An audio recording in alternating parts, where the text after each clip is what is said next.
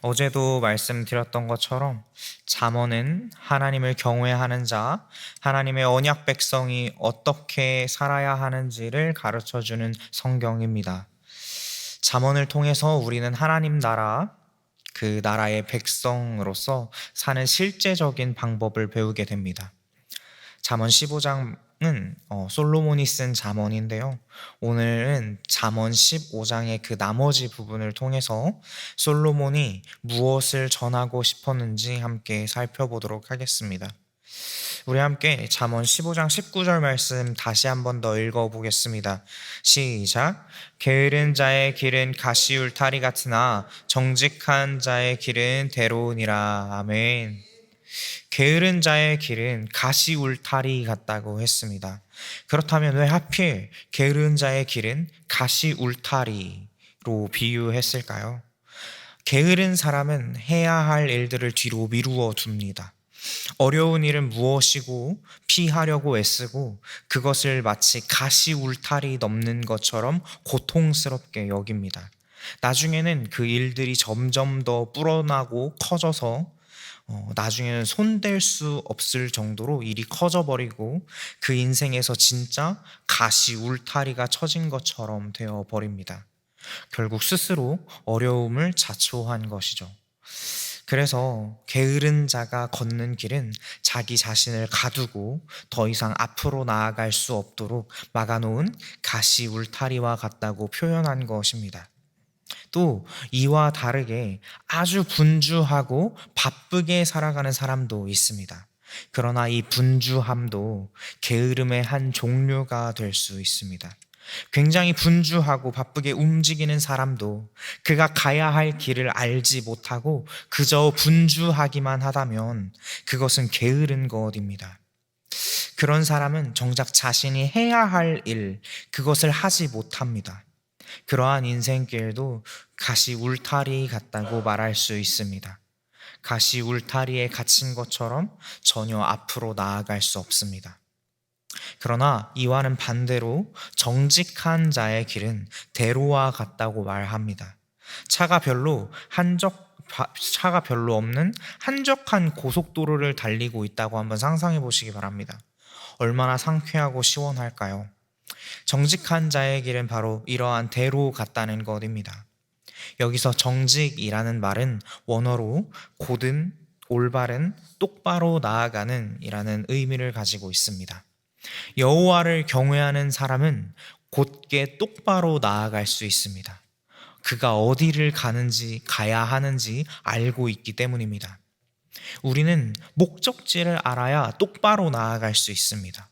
여호와를 경외하는 사람들의 목적지는 하나님입니다. 하나님께서는 자기에게 오는 자들의 길을 인도하시며 그들의 길을 대로와 같이 넓게 여시는 분이십니다. 이 사실을 신뢰하시며 의지하는 저와 여러분들 되기를 소망합니다. 이어서 잠언 15장 21절 함께 읽겠습니다. 21절입니다. 시작. 무지한 자는 미련한 것을 즐겨하여도 명철한 자는 그 길을 바르게 하느니라. 아멘. 무지한 자는 미련한 것을 즐겨합니다. 이 미련함이라는 것은 완전하지 않고 부족하고 모자란 것을 말합니다. 무지하고 어리석은 자는 완전한 것보다 모자라고 부족한 것을 기뻐합니다. 그가 완전한 하나님에 대해서 무지하기 때문입니다.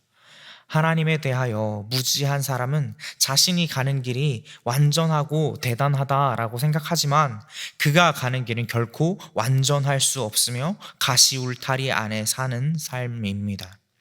그러나 명철한 자는 그 길을 바르게 한다고 했습니다. 그 길을 바르게 한다라고 번역된 히브리어는 원래 걸음을 곧게 한다라는 의미입니다. 잠언 9장 10절에 보시면 거룩한 자를 아는 것이 명철이라고 말씀합니다. 다시 말해 명철은 하나님을 아는 것입니다. 하나님을 아는 자는 그의 걸음을 곧게 합니다. 그의 걸음이 좌로나 우로나 치우치지 않습니다. 명철한 자는 부족함이 아니라 완전함을 향하여 나아갑니다.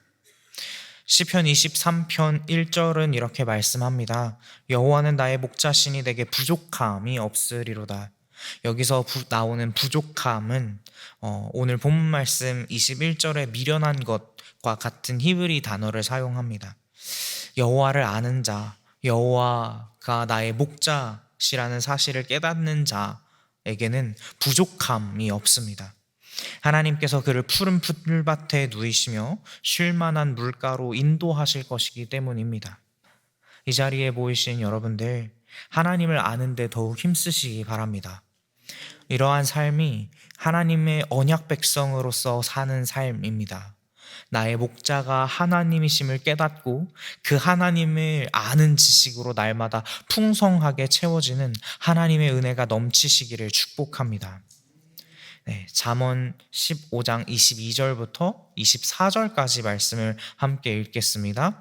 22절부터 24절까지 말씀입니다. 시작. 의논이 없으면 경영이 무너지고 지략이 많으면 경영이 성립하느니라. 사람은 그 입의 대답으로 말미암아 기쁨을 얻나니 때에 맞는 말이 얼마나 아름다운고 지혜로운 자는 위로 향한 생명길로 말미암으로 그 아래에 있는 스올을 떠나게 되느니라. 아멘. 계속해서 솔로몬은 지혜로운 사람의 특징에 대해서 설명하고 있는데요. 22절에서 지략은 충고 또는 조언을 의미합니다. 지혜로운 사람은 지혜의 말에 귀를 기울입니다. 자신의 연약함을 알고 말씀을 의지하고자 합니다. 조언을 구하고 충고를 듣습니다. 그렇게 얻은 명철과 지략으로 세운 계획은 든든한 반석 위에 세운 집처럼 견고하게 설 것입니다. 그러나 미련한 사람은 의논하지 않고 지혜의 말에 귀를 기울이지 않습니다. 그렇게 세운 계획은 결국 무너지기 마련입니다. 혹여 그 계획이 정상적으로 굴러간다고 할지라도 미련한 자의 마음에 교만함과 완고함을 더할 뿐입니다. 더 나은 경영을 위해서는 내가 가진 생각이 틀리거나 잘못될 수 있다는 것, 나도 얼마든지 실수할 수 있다는 것을 인정할 수 있는 겸손한 태도와 마음가짐에서 나옵니다. 하나님 앞에 나아갈 때에도 마찬가지입니다. 하나님께 기도할 때 미리 내 안에 계획을 다 세워놓고 그대로 잘 굴러가기를 기도할 때가 많습니다. 그러나 이것은 잘못된 기도입니다. 하나님께 겸손하게 나아가 하나님의 방법과 뜻을 구해야 합니다. 어떤 상황이든지 오직 하나님만 오르시고 그분의 말씀만이 진리입니다. 이 사실을 잊지 않는 저와 여러분들 되시기를 소망합니다. 또한 지혜로운 자는 하나님께서 주신 지혜를 따라 때에 합당한 말을 하여서 그 말을 하는 자나 듣는 자가 다 기쁨을 얻게 합니다. 23절에 솔로몬은 때에 맞는 말이 얼마나 아름다운가 하면서 칭찬하고 있는데요. 아무리 좋은 말이라도 해야 할 때를 잘못 잡으면 그것은 안 하니만 못한 말이 되어버립니다. 최근에 MBTI라는 성격 유형 검사가 인기를 끌고 있습니다. 사람들의 성격을 유형별로 나누어서 그 특징을 살펴보는 것인데요. 저희 어렸을 때는 혈액형으로 성격이 뭔지 맞추는 그런 시대였는데 시대가 많이 바뀌었습니다. MBTI 한 가지 예를 들어보면 P 유형의 사람들은 상대방의 문제에 공감을 잘 해주고 공감해 주기를 원한다고 합니다. 또 T 유형의 사람들은 이성적이고 합리적이어서 상대방의 문제에 대한 답을 주기를 원하고 또 문제 해결을 도와주기를 원한다고 합니다. 자, 그렇다면 P 유형의 사람들은 나의 문제에 대해 절대적으로 공감만 해주기를 원할까요? 또는 T 유형의 사람들은 내 문제를 해결해 줄 수 있는 방법만을 절대적으로 원할까요? 아니더라는 것입니다. P 유형의 사람들도 문제가 무엇이냐에 따라서 상황이 어떠하냐에 따라서 문제의 공감보다는 해결 방법을 원할 때가 있고요. T 유형의 사람들도 때때로 공감의 말이 필요할 때가 있더라는 것입니다. 다양한 문제의 상황에서 요구되는 그 적절한 타이밍에 전해지는 지혜로운 충고는 말하는 자, 듣는 자 모두를 기쁘게 합니다. 이렇게 성도의 입에서 나오는 아름다운 말은 하나님께 영광이 되고, 그래서 의인은 말함에 있어서 신중하게 됩니다. 오늘 본문 말씀 28절에는 이렇게 말씀합니다. 의인의 마음은 대답할 말을 깊이 생각하여도 악인의 입은 악을 쏟느니라. 아멘. 시기와 장소에 맞는 말, 적절한 그 말은 선하고 아름답다고 했습니다. 바로 우리 성도들의 입에서 하나님께 기쁨과 영광이 되는 말들이 나와야 합니다. 우리가 진정으로 예수님 안에서 거듭난 성도라면 우리의 말이 먼저 바뀌어야 합니다. 우리의 언어 습관이 바뀌어야 합니다. 아무 말이나 막 해서는 안 된다는 것입니다. 우리의 입에서 거룩하고 정결한 말이 나와야 합니다. 하나님의 뜻에 따라 우리 주변에 빛과 소금이 되는 말들을 해야 합니다. 그러므로 생각 없이 하는 말, 즉흥적으로 하는 말을 주의하여 살펴야 합니다. 이러한 말은 악인의 입처럼 악을 쏟아낼 수 있습니다. 함부로 말을 내뱉지 않고 때에 맞는 말, 하나님의 뜻에 맞는 말을 해야 한다는 것입니다. 한마디를 하더라도 깊게 생각하여 적절한 말을 해야 합니다. 야고보서 1장 26절에서 야고보는 이렇게 말씀합니다. 누구든지 스스로 경건하다고 생각하며 자기의 혀를 제갈 물리지 아니하고 자기 마음을 속이면 이 사람의 경건은 헛것이니라. 아멘. 우리의 거듭남, 우리의 성도됨, 우리의 경건이 헛것이 되지 않게 혀를 잘 다스리는 저와 여러분들이 되기를 소망합니다. 이어서 본문 말씀 24절은 지혜로운 자의 특징에 대하여 이렇게 말씀하고 있습니다. 지혜로운 자는 위로 향한 생명길로 말미암음으로 그 아래에 있는 스올을 떠나게 된다는 것입니다. 제가 이해를 돕기 위해서 이 말씀을 히브리어 직역 성경 버전으로 읽어 드리겠습니다. 생명의 길은 분별력 있는 자를 위로 향하게 하여 아래에 있는 스올로부터 발길을 돌리게 한다. 아멘.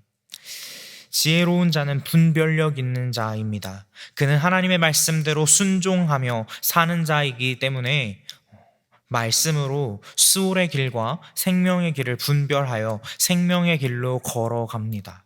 그리고 그 생명의 길은 사망 권세에서 지혜로운 자의 발길을 돌리게 합니다. 골로새서 3장 1절은 이렇게 말씀합니다. 그러므로 너희가 그리스도와 함께 다시 살리심을 받았으면 위의 것을 찾으라. 거기는 그리스도께서 하나님 우편에 앉아 계시느니라. 아멘. 그리스도와 함께 다시 살리심을 받은 거듭난 자들은 위의 것을 찾아야 합니다. 무엇이 하나님의 뜻대로 행하는 것인지 명확하게 분별하여서 스올로 내려가게 하는 세상 풍조 따르기를 거절하고 이 세대를 본받지 않는 자들이 되어야 합니다. 우리가 이미 이러한 것에 대하여 죽었고 우리 생명이 그리스도와 함께 하나님 안에 감추어졌음을 믿으시기 바랍니다. 이것이 지혜로운 자의 삶이며 거듭난 자의 삶인 줄로 믿습니다. 마지막으로 우리 오늘 본문 말씀에서는 솔로몬은 훈계를 듣는 것에 대한 가치와 중요성을 강조하고 있습니다. 우리 함께 잠언 15장 31절부터 33절까지 말씀을 읽겠습니다. 31절부터 33절까지 말씀입니다. 시작. 생명의 경계를 듣는 귀는 지혜로운 자 가운데 있느니라. 훈계를 받기를 싫어하는 자는 자기의 영혼을 경히 여김이라. 견책을 달게 받는 자는 지식을 얻느니라.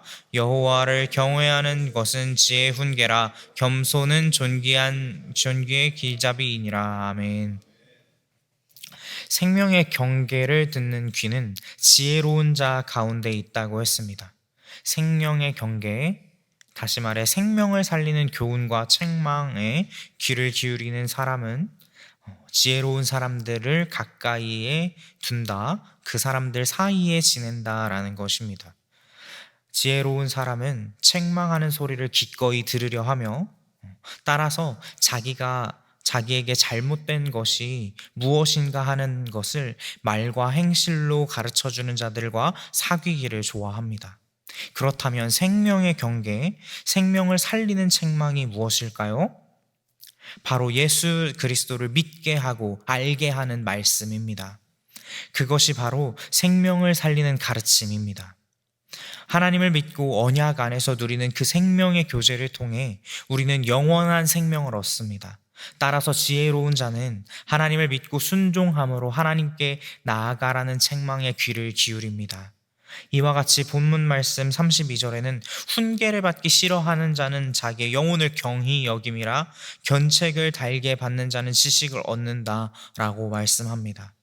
훈계를 받는 것, 징계를 받는 것을 싫어하고 거부하는 사람은 자신의 영혼을 가벼이 여기는 사람입니다. 여기서 경히 여김이라 라는 말은 원래 멸시하다, 업신여기다 라는 의미를 가지고 있습니다. 생명으로 인도하는 지혜의 훈계를 무시하는 자는 결국 영원한 사망의 길로 나아가는 자이기에 자기 스스로를 멸시하고 업신여겨서 자기 생명을 버리는 자와 같다는 의미입니다. 훈계를 기뻐하는 것이 자기 영혼을 살리는 것이고 참 지식을 얻는 길입니다. 이어서 솔로몬은 33절을 통해서 지혜가 주는 훈계가 있다는 것을 알려주는데요. 그것은 바로 여호와를 경외하는 것입니다. 솔로몬은 자기가 가지고 있는 지혜로 잠언을 쓰면서 말, 재물, 마음, 관계 등 다양한 교훈을 남겼습니다. 그러나 그 지혜로 그가 전하고 싶었던 모든 교훈의 결론은 바로 여호와를 경외하라는 것입니다. 왜냐하면 지혜의 근본은 여호와를 경외하는 것이기 때문입니다. 그러므로 지혜로운 자는 여호와를 경외하는 자이며 창조주 하나님께서 주시는 훈계를 새겨듣고 겸손하게 엎드리는 자입니다. 하나님께서는 이러한 사람을 존귀하게 여기실 것입니다. 내가 여호와를 경외하는지 확인하기 위해서는 솔로몬이 앞서 말한 교훈들을 잘 따르고 있는지 살펴보면 됩니다. 나의 언어 습관이, 나의 경제관이, 나의 관계 문제가, 나의 마음의 문제가 어떠한지를 살펴보는 것입니다. 내가 이러한 것들을 대하는 모습이 솔로몬이 말한 그 지혜로운 자의 모습과 같은지 확인해 보시기 바랍니다. 처음에는 부족한 모습, 투성이일 테지만 계속해서 노력해 나아간다면, 끝까지 여호와를 경외함으로 나아간다면 결국 온전함에 이르게 될 것입니다. 이 시간 함께 통성으로 기도하길 원합니다. 주님, 제가 여호와를 경외하는 자가 되게 하여 달라고 함께 기도하길 원합니다. 세상에 미련한 자와 같이 행하는 것이 아니라 지혜로운 자와 같이 행하여서 나의 발걸음을 생명의 길에 둘 수 있게 하여 주시옵소서. 주님의 훈계를 기뻐하며 주님께서 기뻐하시는 길로만 지날 수 있도록 이끌어 달라고 이 시간 함께 통성으로 기도하실 때에 주님의 이름 여러 번 부르시고 기도하시겠습니다. 주여